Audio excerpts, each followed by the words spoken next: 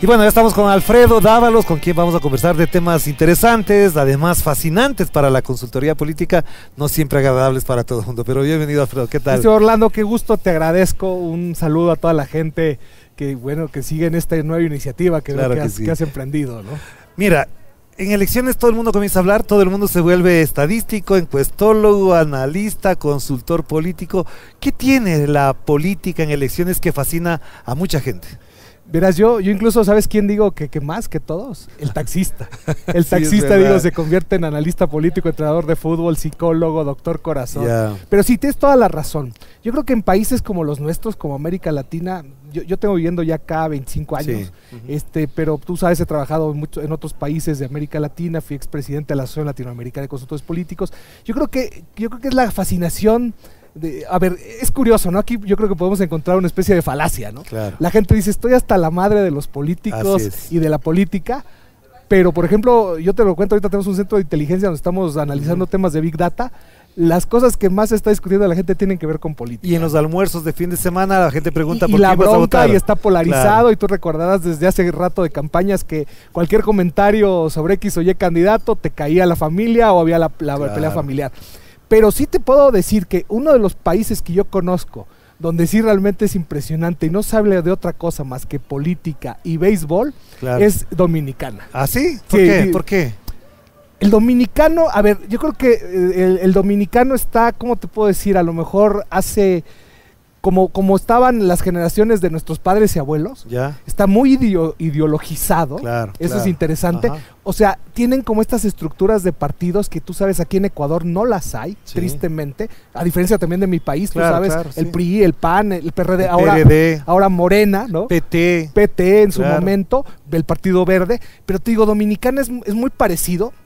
Te digo, partidos institucionales que además, como Morena, ¿no? El partido de Hipólito se deshizo y ahora se convirtió en un nuevo partido, ¿no? Pero te digo, es curioso, yo he conversado desde el taxista también que te lleva al hotel, te dice, mira, en Dominicana tenemos dos pasiones, la política y el béisbol. Y el béisbol, pero acá sería el fútbol. Acá el fútbol. Porque cuando uno ve las tendencias, por ejemplo, en un día está subiendo Rafael Correa por alguna cosa, Guillermo Lazo por otra, pero juega el Barcelona, juega el Nacional, el Aucas, y la tendencia se revierte. O la selección de Ecuador. Ah, pero eso ya es de todo lado. Yo antes de que Rafael Correa gobernara este país, yo recuerdo que no había algunos factores por los que se unían los ecuatorianos, ¿no?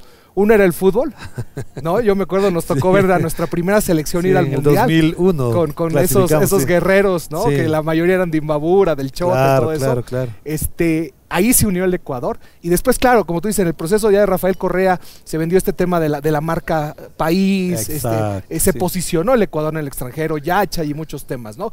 Yo te cuento, en mi época, cuando todavía no venía a vivirme para acá, ¿qué se conocía de Ecuador en México y en otros países? Sobre todo en México, Alex Aguinaga era el gran referente. Claro, porque estuvo casi 20 años totalmente allá, y Bucaram con su disco que grabó, ¿no? Para que veas.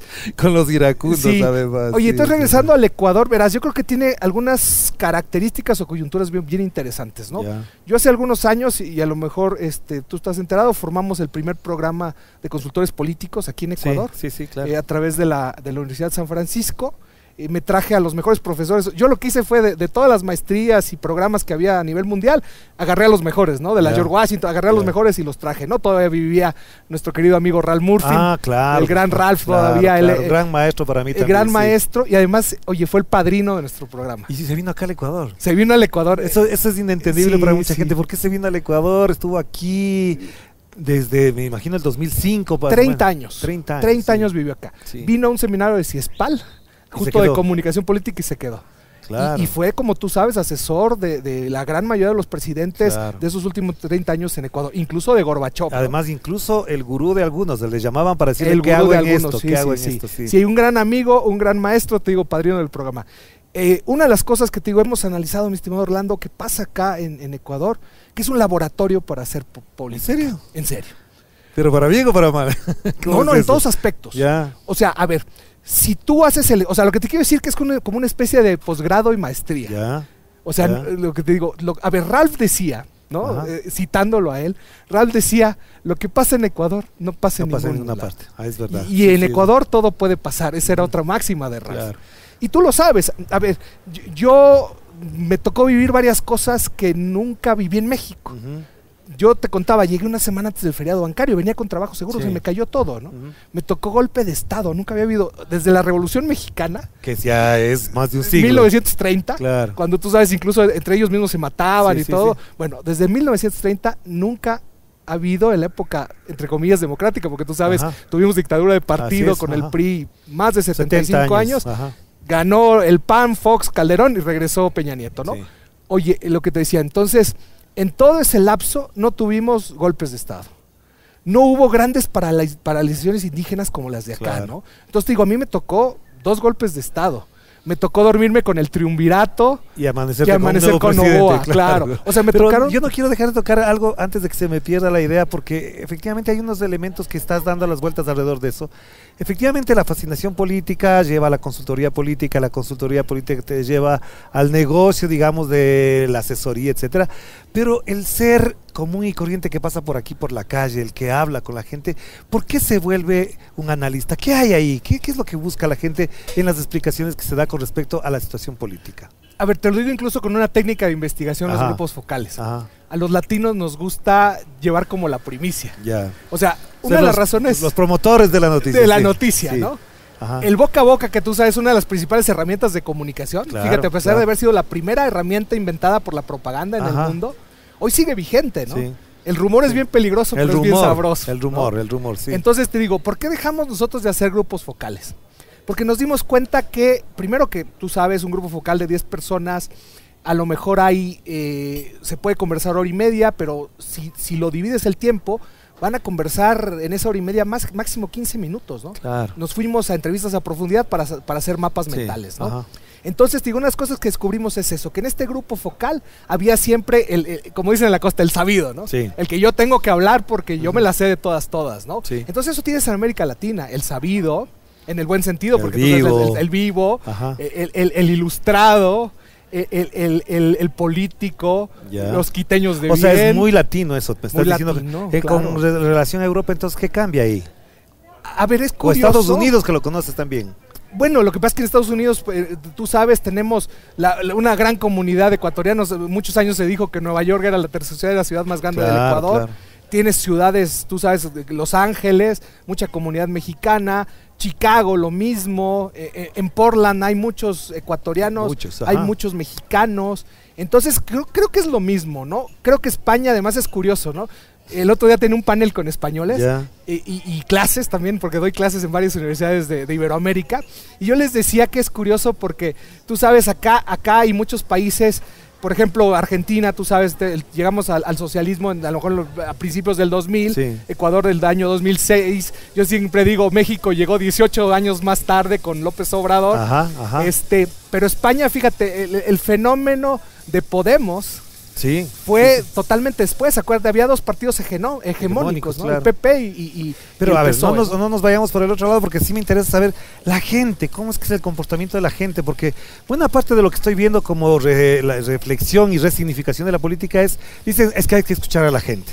El discurso que se pegó la semana anterior, Cristina dice, salgan a la calle, dejen de hablar en los círculos cerrados. Pero obviamente lo dice desde el poder. ¿Qué hay en la gente en estos momentos? Hay esperanza, hay desesperanza, hay nostalgia de un modo de vivir que a lo mejor siente que lo perdió. ¿Qué se siente en el Ecuador en este momento? A ver, mi estimado Lorna, hay una desconexión total entre la política y el común de los mortales. Recuerda lo que pasa el último paro del año anterior, casi llevamos a un año. Ya un año, exacto. Un año. Una desconexión total con lo que le preocupa, siente y piensa la gente. Claro. O sea, un gobierno que se va por no escuchar a la ciudadanía, por no escuchar a los movimientos sociales. Entonces, fíjate, desconexión total. ¿Qué está pensando la ciudadanía? Cosas que no tienen nada que ver con política. Pero te lo pongo entre comillas. Pero que son resueltos por la política. Que son resueltos por la política. Claro. Por ejemplo, hoy, yo siempre digo, la economía de cocina, la economía familiar. De la casa. De la casa. O sea, más allá de porque la gente te puede decir, no, sí, y tú sabes, a veces hay analistas que dicen que hoy las cifras macro, Ecuador está muy bien. Muy bien, ¿no? Igual que Perú. Perú es uno de los mejores índices económicos. Pero ves, por ejemplo, el tema de, yo veía remesas Remesas le da 10 vueltas, acaba de salir Julio Prado de ministro, Comercio Exterior, de Comercio Exterior, y tú ves, Remesas le da 10 vueltas a lo que se generó en este gobierno en temas de inversión social privada. Privada, claro. Entonces te digo, ahí hay la gran preocupación, la economía de familia, ¿no? ¿Qué cosas le quitan el sueño a la gente? La inseguridad. Claro. Hoy los jóvenes, te lo digo porque yo como doy clases, los chicos me dicen, ya no salimos hoy a una farra, a la disco, a cenar a un lugar como esto. ¿Te imaginas ahorita que estuviéramos grabando de noche? Ya estaríamos con los celulares así. Escondiéndolos. ¿En qué momento? Claro. Las cámaras, ¿no? A tus chicos tendríamos que tener un par de guardias de seguridad. Sí, a ahí. lo mejor. Entonces, fíjate, la seguridad. Claro, ¿no? claro. Como te decía antes, ¿no? Nos mexicanizamos tristemente. Ya. O sea, Ecuador se mexicanizó. Se están viendo cosas que no se veían. Acuérdate, Ecuador siempre fue considerado una isla de paz. Claro. Y el sicariato que era como ajeno a nosotros. Estaba bien para las películas, estaba bien para las series de televisión, pero no para la realidad cotidiana. Yo acabo de vivir la campaña seccional anterior, la primera muerte de un candidato que yo asesoraba por sicariato. ¿El de Manabí? No, de Ibarra. ¿Cuál? Jaime Cabezas, un joven, a concejal, iba a ser a lo mejor el primero de la lista de Álvaro Castillo, el actual alcalde, muerto por sicariato. No sabía. En un sector tranquilo del centro de Ibarra, al lado de la empresa Movildenor, la empresa más grande de la transportación y de tránsito. Sí. ¿No? Pero entonces, volviendo al tema, si todo esto está así, si la gente está planteándose, un consultor político, ¿qué le recomienda a un candidato? Tomando en cuenta que está esta desconexión entre el político y la gente. ¿Qué le recomendarías tú a un candidato presidencial en este momento con respecto a este tema en particular? O sea, en primer lugar, investigar. Ralph tenía un triángulo virtuoso que a mí me encanta y hay que regresar siempre a lo básico. Claro, y ese triángulo que nos planteaba Ralph Veras era investigación, estrategia y comunicación. Hoy cambió el tema de la comunicación. Claro, la investigación y la estrategia sigue siendo la misma. A lo mejor también la investigación cambió algo o dio un giro radical, porque hoy no solo hay encuestas, hoy no solo hay el tema de cualitativo, que digo, nosotros ya tenemos desde el año 2008 estamos haciendo mapas mentales. Creo que en alguna ocasión nos topamos incluso en Cuenca. Estamos haciendo mapas mentales. A Ralph le encantaban los mapas mentales. Y hoy, mi estimado Ralph, un tercer elemento, el tema del Big Data. Poder sacar data todos los días, lo que te acuerdas antes hacíamos, y a lo mejor a ti tocó como periodista. Como periodista estar tomando nota. Tomando nota, los medios ahí, oye, ¿qué dijo? Claro. Y a lo mejor en VHS todavía. No, pero ahora tienes varias herramientas. Tienes varias herramientas. Pero cuando tú dices eso, yo le recomiendo investigación. ¿Qué hacen los políticos que tomando eso no se comunican con la gente? ¿Por qué pasa eso? Porque prefieren priorizar. A ver, cuando vienen a nosotros a algún cliente, porque nosotros somos un equipo de consultores y eso es otro importante. Ralph en su momento era el gurú, ¿no? Sí. Y él manejaba todo. Y lo que él decía derivaba en una serie de acciones. Pero hoy eso ha cambiado, por ejemplo, la consultoría. Hoy hay un equipo de especialistas, ¿no? O sea, por ejemplo, en mi caso, yo hago estrategia, pero yo tengo hoy un experto de análisis, de inteligencia política para el tema de Big Data. Tengo a alguien experto en investigación, tengo a alguien experto en temas redes, tengo a alguien experto en tema comunicación, tengo a alguien experto en tema discurso, tengo a alguien experto en imagen pública, ¿no? Entonces me dices, ¿qué pasa? Que el político, lo primero que nos dice es, quiero mi foto. Dice, espérate, ¿cómo mi foto? Pero a ver, me dejaste inquieto. ¿Qué es eso de inteligencia política? Parecería como que estábamos hablando de las épocas de la KGB, que era inteligencia digamos, de la investigación más de pesquisaje. A ver, muchos temas, tú sabes, de las campañas. De hecho, el nombre campaña electoral viene de los términos militares, ¿no? Claro. Nosotros apelamos campaña mucho, en sí mismo ya es. Correcto, tiene un término militar. Claro. Apelamos mucho, tú sabes, grandes autores como Sun Tzu, Maquiavelo, Carl von Clausewitz, Maquiavelo, sí. ¿no? Y lógicamente pues hay que hacer una profunda revisión del fenómeno nazi, ¿no? Del tema fascismo. ¿Y entonces por qué inteligencia política? Porque te digo, hoy necesitas tener toda la información clave de lo que está pensando, diciendo, escuchando, poder identificar dónde están esos segmentos y qué están haciendo tus adversarios. Y eso lo extraes hoy, digo, no solo del Big Data. Tienes que seguir teniendo encuestas, tienes que seguir teniendo la parte cualitativa y el Big Data. O sea, hoy sacas toda esa información y armas como una especie de radiografía, ¿no? De hecho, nosotros tenemos un producto muy, muy chévere que se llama radiografía política, ¿no? Entonces, la radiografía del candidato. Por ejemplo, te cuento, la última campaña hicimos una investigación para para Arauz. Yeah. Oye, nunca pudimos llegar a él. ¿A él como persona? A él ni a su equipo. ¿Por qué? Pues porque hay alguien que yo les llamo los alejos en las campañas, que son los que les rodean a los políticos, que ya te imaginarás quiénes son. A todos les pasa. Lazo hoy está rodeado de alejos. ¿Y por qué les llamo los alejos? Digo, porque entre más consejos vuelven a los políticos bien pendejos. Claro. ¿De qué trataba esa investigación? Era una radiografía y entrevistas a profundidad a jóvenes de Pichincha para ver por qué Arauz, y fíjate que esto que te voy a decir es paradójico, ¿por qué Arauz, siendo un candidato joven, no estaba pegando con los jóvenes? No pegó al final. ¿Y por qué un personaje como el presidente Lazo, tan parco, tan acartonado, pegó con los jóvenes? ¿Y cuál fue la respuesta entonces? Propuestas muy académicas, muy elevadas, mal comunicadas, que se le veía a él muy serio, muy reactivo. ¿Te acuerdas que algún rato le hicieron eso con el perro y de que le robaba la billetera de Herbas en algún momento? O sea, muy reactivo. ¿Cuál es la diferencia con el presidente Correa? Yo considero en el mundo dos grandes comunicadores. Uno es Rafael Correa y otro es Donald Trump. Tú puedes estar a favor. ¿No le colocas ahí a Bukele, que es el paradigma ahora? No creo. A ver, me parece que es un paradigma. Me parece que está sobredimensionado. Me parece que la respuesta de lo que hace Bukele se ha repetido acá, porque las crisis no se gestionan con TikTok. Claro. ¿Por qué te digo Trump y Correa? ¿Y por qué te lo digo? Porque no creo que Bukele ponga a temblar o ponga a cimbrar un tablero electoral. Trump, cualquier comentario o un tuit de Trump o de Rafael Correa se replica. Se replica, pero además el tiempo de vida de un tuit es a veces segundos, ¿no? O minutos.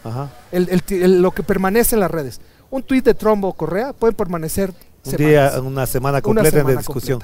Pero a ver, tú mencionas algo que es muy importante. Mientras a Andrés Arauz no le veían bien o muy conectado con los jóvenes, no sé qué, a Lazo sí. Pero en la práctica eso dio lugar a que Lazo engañara a todo el mundo y resultara que era no bien preparado, no capacitado, no conectado con la gente. Ahora que estamos conversando en este mismo instante, mientras grabamos esta entrevista, el señor Lazo está siendo rechazado en Galápagos cuando antes llegaba y no le pasaba nada.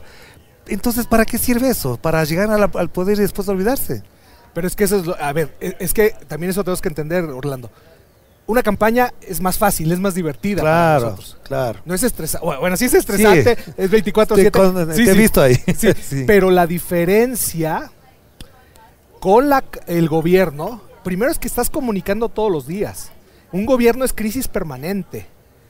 Y ojo, ¿no? Porque tú sabes, esa es la típica frase del político: la culpa es de la comunicación. Claro. No, ni madres, la culpa es de ustedes. La culpa es de la comunicar cómo vas a y si no tienes gestión, fíjate, no tienen gestión de crisis, no hay estrategia, y que tratas de resolver todo con TikToks. Yo me acuerdo, por ejemplo, el gobierno de Lenin, en plena pandemia, ¿sabes cuál era el principal spot y la principal campaña de Lenin? De un cementerio. Sí, es verdad. Buenísimo, o sea, tú decías, puta, ¿dónde me muero? ¿No? Claro. O sea, claro, o sea, decías, qué lindo. O sea, decías, en vez de vender hospitales, vendía cementerios. En vez de decir, hemos cerrado todos, vendía cementerios. Claro. Entonces te digo, ese es un grave error. ¿Por qué pasa?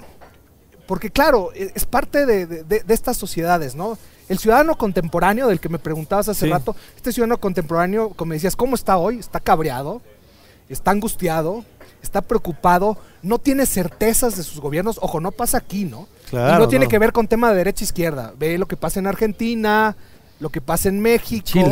Chile, tristemente, después de que se peleó tanto, ve el tema de la Asamblea Constituyente. Claro, después de una jornada histórica como la del estallido social del 19, que es muy fuerte. Pero, ¿por qué pasa todo? Por lo que tú me preguntabas. Por entender que yo estoy conectado en campaña y me desconecto en gobierno. Porque ya ganó el voto, nada más. Porque ya gané. Claro. Pero entonces ahí, para cerrar esta primera parte, me están pidiendo que hagamos un corte. Si esto está ocurriendo, entonces esa es la razón por la que la gente se desencanta. Me encantan en campaña y me desencantan en el gobierno. Vuelven las elecciones, me vuelven a encantar y otra vez me van a desencantar. Entonces, ¿cómo resolvemos este dilema? A ver, yo siempre digo, las momias vivientes resucitan cada 4 años, ¿no? O cada vez que hay campo. Ahora resucitaron en un par de meses. Yo sé en quién estás pensando también. Las momias vivientes, ¿no? Resucitan cada 4 años. Claro. ¿Qué hacer?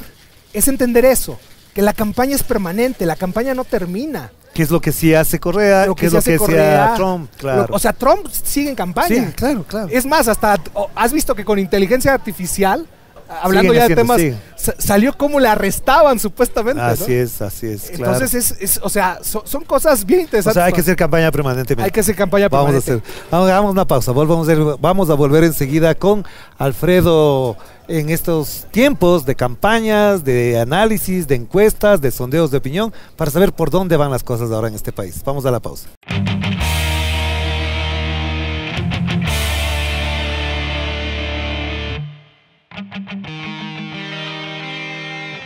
Estamos de vuelta con Alfredo. Alfredo, a ver, una de las cosas que caracterizan a esta campaña es que es corta, que es un poco vertiginosa, rápida, emocional, y ahí sí quiero llegar. Hay dos factores ahí.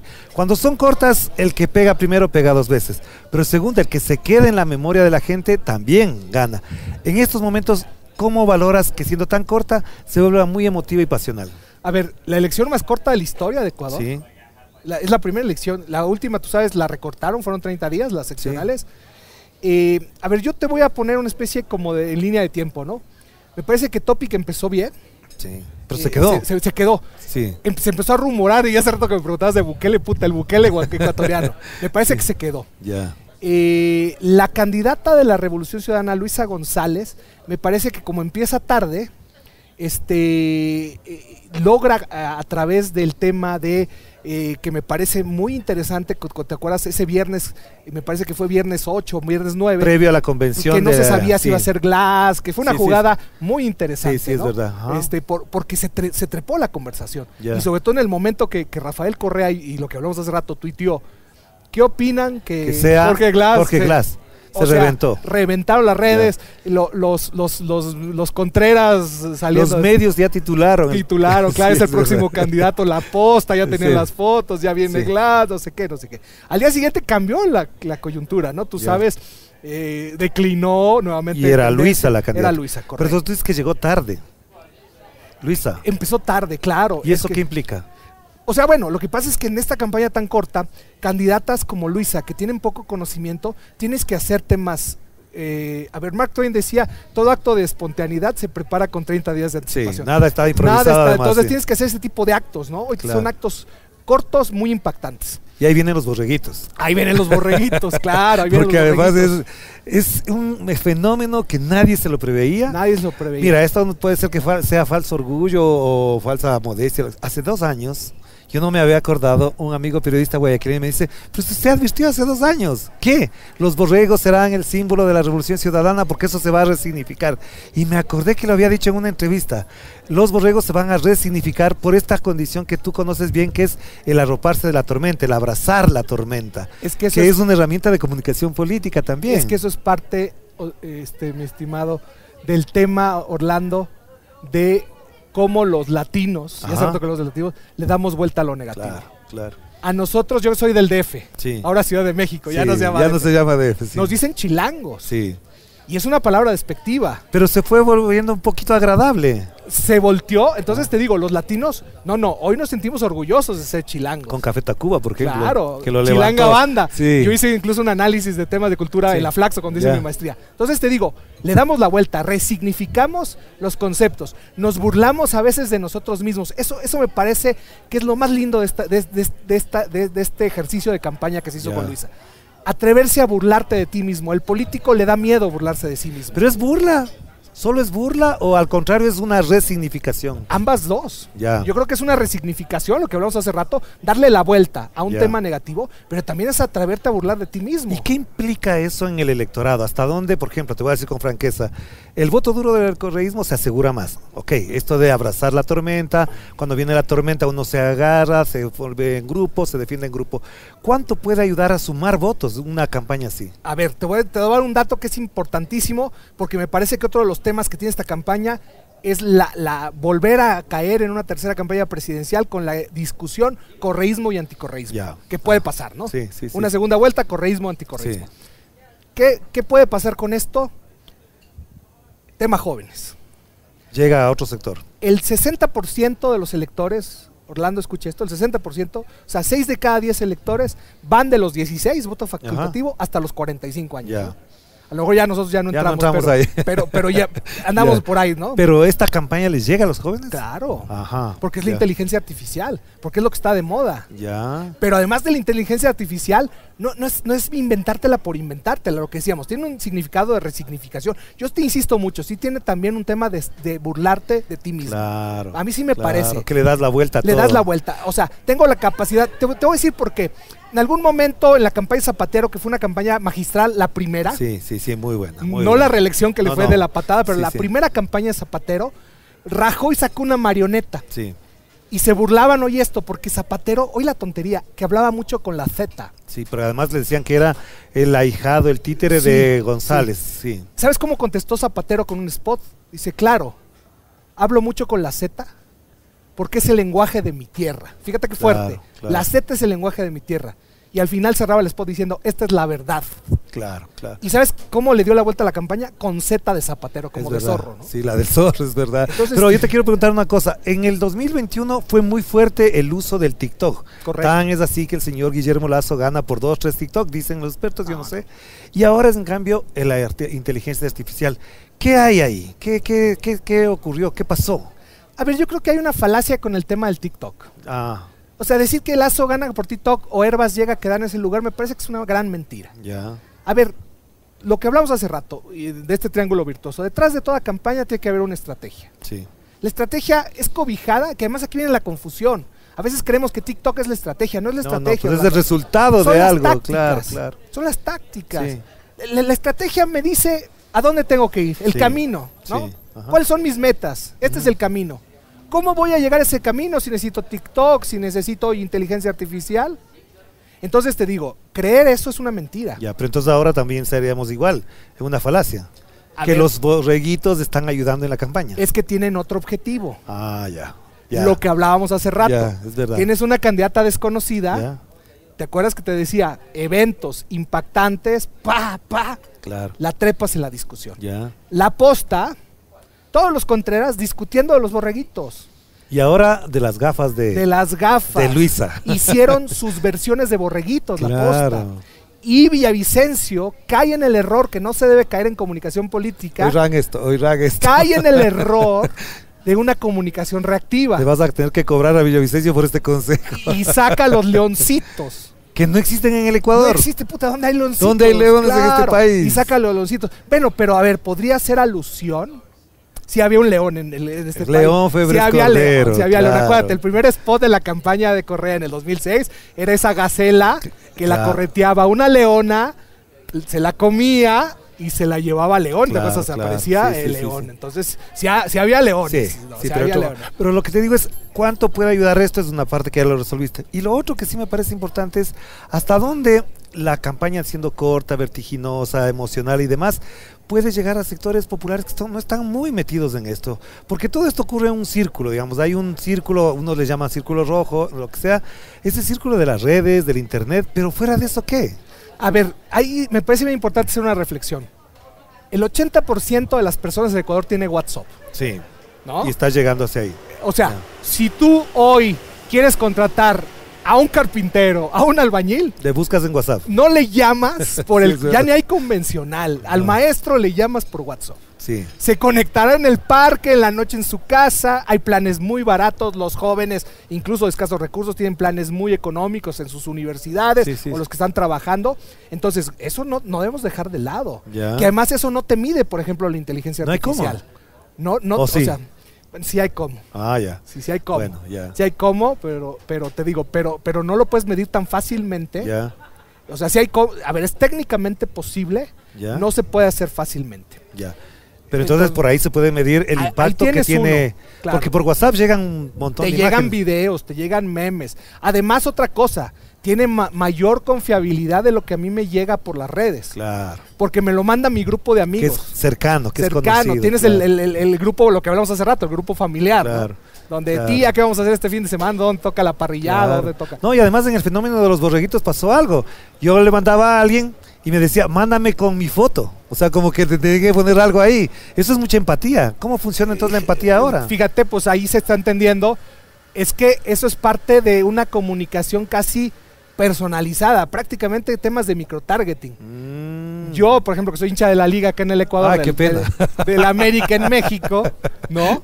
Pero yo le pondría, ¿no? Si yo fuera militante, tú sabes, yo soy no político, tengo mi corazoncito, voto en el Ecuador. Sí. Pero te digo, si yo fuera un ciudadano común y corriente, soy consultor, no soy un ciudadano común y corriente, soy como tú, apasionado, enfermo, un bicho raro de la política, y hubiera puesto la camiseta de Liga a mi borrego. Claro, claro. Y además comenzó la gente a identificarse con el de la Liga. Mi hija es ecologista, revolucionaria como yo, le hubiera puesto a lo mejor una bandera LGBTI, o le hubiera puesto una bandera roja, o el tema, ¿sabes qué? De Viva el Yasuní, por ejemplo. Claro. O un tema medioambiental. Pero entonces, esta campaña, ¿qué le diferencia a la del 21, tomando en cuenta, o quizás ya no tomando en cuenta esto que estamos hablando? ¿Qué le diferencia a esta campaña del 21 con la del 23? Bueno, primero lo de los tiempos que hablamos, sí. La diferencia que ahora, a ver, está bien, ya lograste el posicionamiento, ya lograste que hablaran de ti. Ya. Hay que dar rápidamente el giro, ya no es solo posicionamiento. Hay dos valores que nosotros investigamos siempre, y tú los habrás oído. Conocimiento del candidato, la gente no vota por quien no conoce. Exacto, ajá. Y eso también es interesante. A Luisa, al ser desconocido, tienes mucha posibilidad de potenciarla. Sí. Es más, a mí siempre me preguntan a veces en los seminarios, en las clases, ¿qué es más fácil? ¿Vender a alguien conocido o desconocido? Desconocido. Claro. Porque un conocido tiene, entonces fíjate, primer punto. Conocimiento. Conocimiento. ¿El segundo? Profundidad. Ah, claro, es verdad. Necesitas generar profundidad positiva. Hoy Luisa no tiene profundidad positiva. Ya. Pero bueno, me supongo que los estrategas estarán en eso. Me imagino que estarán en eso. ¿Y qué se necesita para tener profundidad positiva? Necesitas contar su vida. Hacer una historia. Una historia. Tener una historia. Tener una historia. Que se convierta en un personaje. No necesariamente en un personaje. ¿Sí, no? A ver, si tienes una mujer que además madre soltera, tienes una mujer divorciada, manaba, ¿cuántas historias habrá a su alrededor? Eso hay que contarlo. Y a lo mejor no lo tiene que contar Luisa. Ayer fueron los 30 años no los 30 años, 13 años del CIES. Sí. Me invitaron a dar una charla, mi tema era ciudadanos protagonistas. Quien tiene que contar la historia de Luisa no es ella. Es ciudadanos comunes y corrientes. Ya. Que otros hablen por ti. Otros hablen por ti. Terceros voceros. ¿Y la profundidad cómo se gana ahí? ¿Solamente es contando o qué más? No, tienes que contar, esa es una. Contar que, digo, ella tiene la capacidad de poder gestionar, que puede ser una buena administradora, y ojo, algo que ninguna campaña está cayendo, ¿no? Y este análisis es muy importante, ningún candidato está cayendo en eso. Tenemos que entender que hay que darle hoy la vuelta a las propuestas. Propuestas cortas y sencillas. Yo siempre digo hoy, comunicación Plaza Sésamo, manzanitas. Claro. Pero esto, por ejemplo, ¿crees que está ocurriendo en los demás candidatos, sacando del tablero a la candidata Luisa? En ninguno. Porque, a ver, yo tengo dos preguntas para ir cerrando esta parte.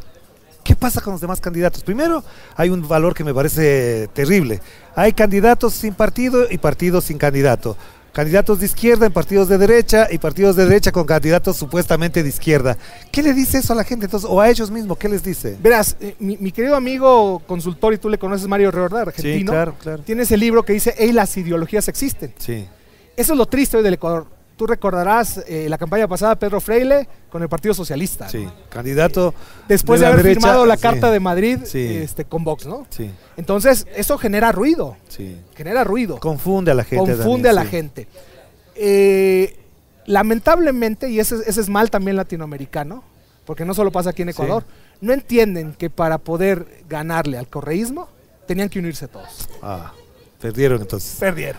O sea, ¿por qué? Porque tienes, ventajosamente para ellos, solo hay 8 binomios. Claro. La campaña pasada fueron 16. Claro. Y una cosa que no quiero dejar de mencionar, en función de todo esto, también hay un valor que da las vueltas, que cuando escucho los debates y demás, uno se da cuenta que esos candidatos sin partido, sin organización, no tienen militancia y por lo tanto no tienen movilización, no tienen presencia. Yo he visto 2 o 3 marchas de Luisa y no deja de sorprenderme a mí que he visto tantas ya. Lo que pasa es que volvemos a lo mismo, no tienes partidos institucionales, incluido la Revolución Ciudadana, hay que decirlo. Sí.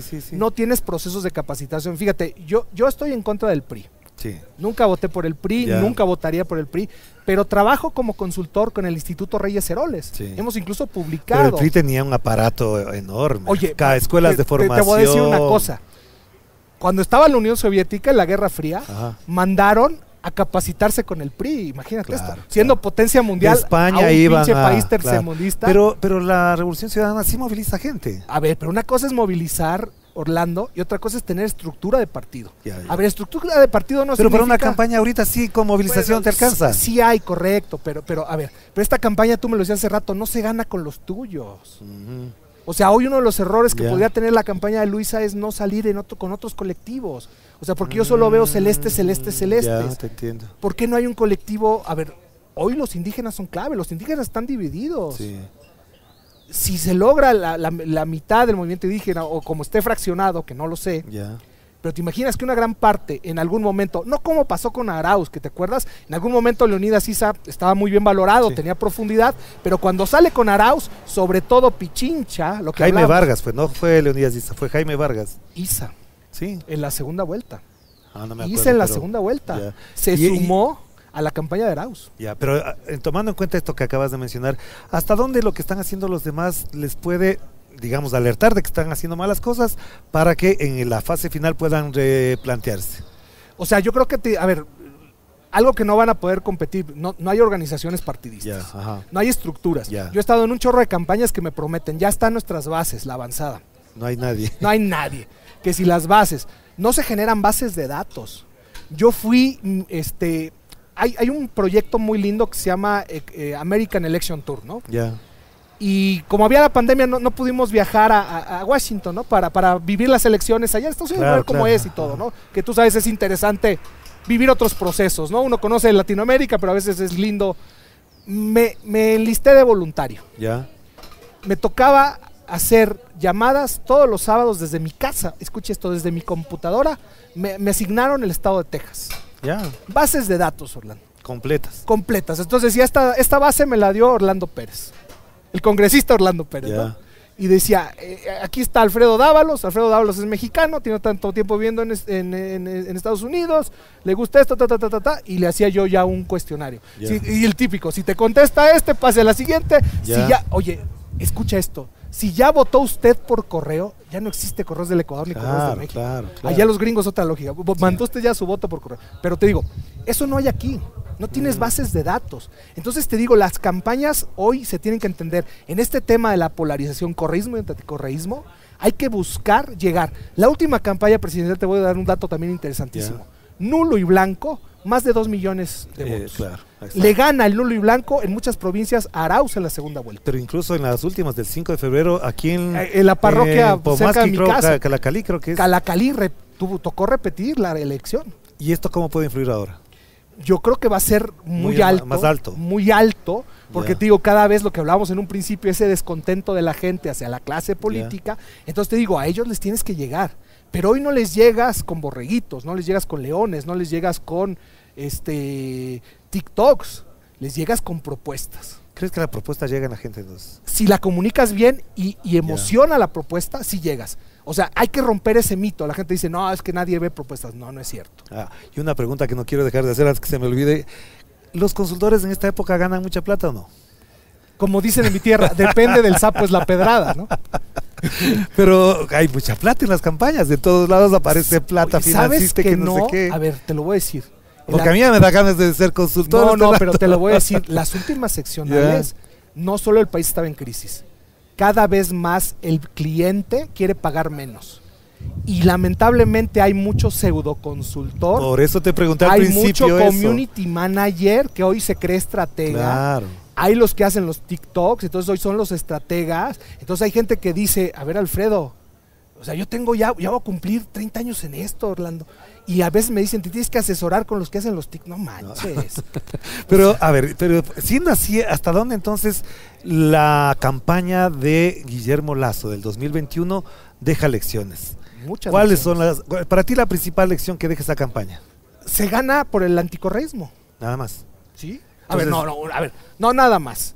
Yo también siempre se los digo a mis alumnos. Así como en algún momento se pensó que Febres Cordero ganó por pan, techo, empleo, ¿no? Claro. No es eso. Una campaña es el cúmulo de varios factores. De varios factores. Temas coyunturales. Pero entonces lo que te quiero preguntar es, y ojalá coincidamos en esto porque lo he conversado con otras personas, la campaña de Guillermo Lasso también deja una lección. No hay buen candidato si no es un buen dirigente, si no es un buen líder. Totalmente. Si no es político. Y no es político el señor Lasso. Nos guste o no, y esto puede ser medio que a la gente le simbre, nos guste o no, los políticos de antes eran políticos. Claro. O sea, ver un Febres Cordero en el Congreso era un show. Ver un Antonio Pozo, ver o sea, sí, un Jaime Hurtado. Un Jaime Hurtado, ver un Jaime Nebot.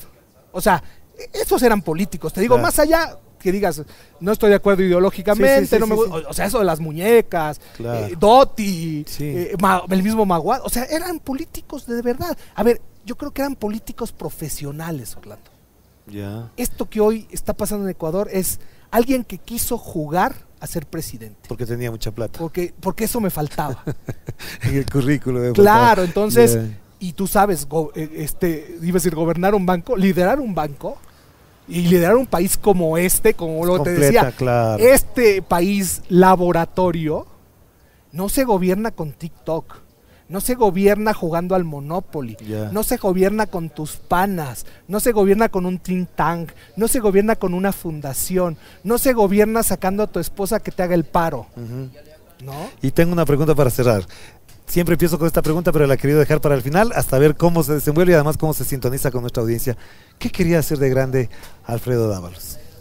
A ver, yo en un principio quería diseñar aviones. Me gusta el dibujo. Aeronáutico. Sí, pero estoy peleado con las matemáticas y la ingeniería. ¿Y después? Después yo siempre quise ser comunicador o publicista. Y mi primera carrera es publicidad. ¿Y no quería ser ni futbolista ni nada de eso? Futbolista. Oye, fui futbolista, jugué en el América, en las reservas. ¿Ah, sí? Mi papá no me dejó porque me dijo, primero necesito una carrera. O sea, ¿con qué vivir? ¿De qué vivir? Yo al revés, y fíjate, ese es el cambio con estas nuevas generaciones. Yo a mi hijo le dije, yo quiero que seas futbolista. Le porque era otra época. Es otra época. Entonces te digo, siempre me gustó el tema de la comunicación, pero me apasionó más la publicidad. Y si volvieras a nacer, volverías a ser consultor. Hacer lo mismo, claro. Lo que pasa es que yo milité, Orlando, esa es la gran diferencia. Y yo les decía, yo milité en organizaciones políticas serias, en organizaciones políticas con estructuras. Yo hacía con formación, leías, estudiabas. La primera secretaría de marketing político que se hizo en el Partido Acción Nacional en México, yo la formé. ¿Ah, sí? Claro. Ah, mira eso, bien. Entonces te digo, no había. Eso en México era impensable. Un amigo y colega, Rafael Reyes, y estoy hablando de la campaña presidencial, me parece que era del año 94. O sea, del siglo pasado, estamos hablando del siglo pasado. Ya del siglo pasado. Le entrega al PRI, escucha esto, le entrega al PRI el primer manual de marketing político para candidatos. Entonces tú te pareces mucho a Jaime Durán. Él también fue parte de las brigadas trotskistas, de los montoneros de Argentina. Es decir, la militancia también forma buenos consultores. A ver, Jaime fue mi profesor en la central. Aquí hubo algún momento un intento de hacer un posgrado de comunicación política, hubo una sola generación. Estábamos con Rodolfo Muñoz, algunos gente conocida, el Edwin Miño, por ejemplo. Entonces, claro, te digo, ¿qué aprendí yo con eso? Yo hacía mi engrudo. Claro. Yo sacaba mi brocha. Madrugabas a pegar teníamos que salir a las 12 de la noche porque si te cachaba la policía, porque el PRI era partido hegemónico, te metían preso. Claro que sí. Y, ojo, en ese momento, por más plata que tenía, la campaña del PRD con Cuauhtémoc Cárdenas y la campaña del PAN, escucha esto, ¿no? De Diego Fernández de Ceballos, no podían pautar en ningún medio. Es verdad. Porque había monopolio. Imagínate qué desigual, ¿no? Claro, es verdad. Qué desigual. O sea, pero tú estás feliz de ser consultor político. Claro, es mi pasión. Claro. Bueno, y por eso también se expresa de esa manera. Muchísimas gracias. Encantado de estar contigo. Y gracias a ustedes por acompañarnos con Alfredo Dávalos en esta interesante conversación sobre lo que significa este momento, el análisis, la consultoría política en tiempos de campaña. Aquí en otro relato electoral.